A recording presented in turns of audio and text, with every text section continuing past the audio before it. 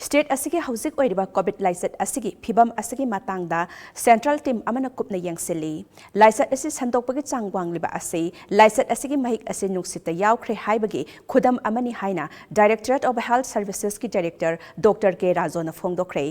wafam asing asi Tom TV ga akhanana unaba amada Director Razona Phongdorakhibani mahakna hai housing state asida COVID license sandorakliba asi chada marfu taramanga gi changdi delta variant oi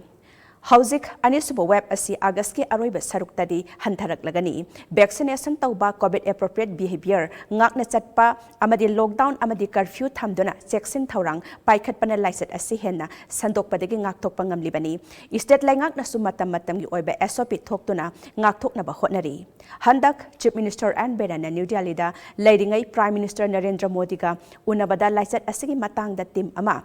Thabiraknaba haizakhibagi matung ina central team ama laktuna yengsinbagi thabak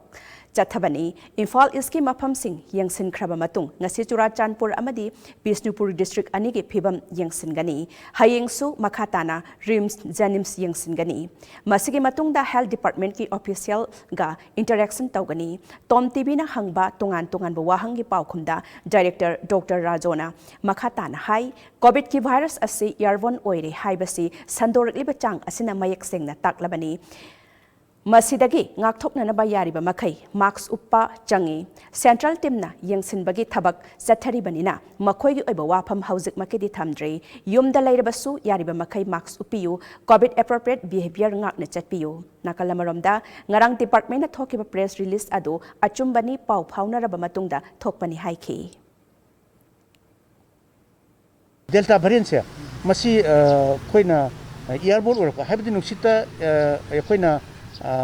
yakoina lok khudok matamda yakoigi droplet su oi aduga airborne su oi ani maksi oi ba aduna yam thana sapanga mi nuksina hundokiba ngami even 6 feet power wangna lalakpagi yabagi kaino om leyaba so majina variant sina so mutation tor agati aduna nuksita dum lere aduna yakoina max hapasima thadokpa yadre aduga distancing sidi even 6 feet ki tagi hena pho khar thapok na leyo haijening ai samana ba posangni aham bagi na press release ni na ada soi tawdrasu adum khoina adum thadokpani press release di yakoi gi number yaure secretary health department haire government of manipur haire koi number challe aduga soi ji adum yauna da basu dum lei yakoi press release dadi adu mayan madi soi yaudri haiba adune tasena ngasagi ani subagi na pura press release na aduna order in thokre notification on order na mayam thokrabani aduna khoi ahan boina koina press release ma hana thokpani adagi nena ta na sang na magi guidelines mayam do order in thokpani aduna kasu kaide soi tok do adum ya press release dadi